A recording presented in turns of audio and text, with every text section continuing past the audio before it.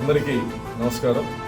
గత 2 రోజులుగా YSR Congress party social media కొన్ని యూట్యూబ్ ఛానల్లో నేను భగవద్గీతని అగౌరవపరిచినట్లు, హేళన చేసినట్లు అసత్యపు ప్రచారాలు చేయడం జరుగుతూ ఉంది. నేను ఎక్కడా కూడా భగవద్గీతని కానీ ఇతర మత గ్రంథాలను కానీ కించపరిచే వ్యాఖ్యలు చేయలేదు. కేవలం డాక్టర్ బాబాసాహెబ్ అంబేద్కర్ గొప్పతనం, భారత రాజ్యాంగం యొక్క గొప్పతనాన్ని చెప్పే ప్రయత్నం చేశాను. భగవద్గీత, ఖురాన్, బైబిల్ వల్ల మా జీవన ప్రమాణాలు మెరుగుపడలేదు, కేవలం రాజ్యాంగం వల్ల దళితుల జీవితాల్లో మెరుగుపరిచాయని చెప్పడం జరిగింది తప్ప నేను ఎక్కడా భగవద్గీతను కించపరిచే వ్యాఖ్యలు నేను చేయలేదు. హిందూ సమాజాన్ని కించపరిచే వ్యాఖ్యలు నేను చేయలేదు. కేవలం ఆంధ్రప్రదేశ్లో ప్రస్తుత పరిస్థితులు, తుఫాను ప్రభావిత ప్రాంతాల్లో గౌరవ ముఖ్యమంత్రి గారు చేస్తున్నటువంటి కార్యక్రమాలు, ప్రజలు హర్షం చేస్తున్నటువంటి పరిస్థితుల్లో కేవలం డైవర్షన్ కుట్రలో భాగంగా YSR Congress party social media చేస్తున్నటువంటి అసత్యపు ప్రచారం. నేను హిందువుని, దళితుణ్ణి.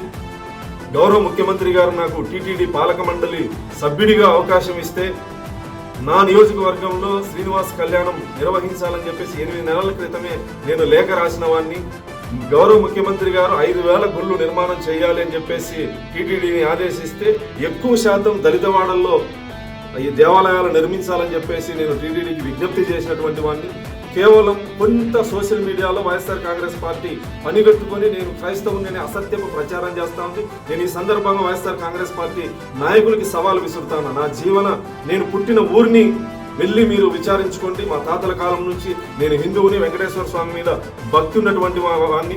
మీ కరుణాకర్ రెడ్డి లాగా ఇంట్లో ఒక మత ఆచారాన్ని ఆచరించి, క్రైస్తవ మతాన్ని ఆచరించి పదవి కోసం బయట హిందువుల డ్రామాలు ఆడేటువంటి వ్యక్తిని కాదు. నేను హిందువుని, దళితుణ్ణి, వెంకటేశ్వర స్వామి మీద నమ్మకము, భక్తి ఉన్నటువంటి వాడిని.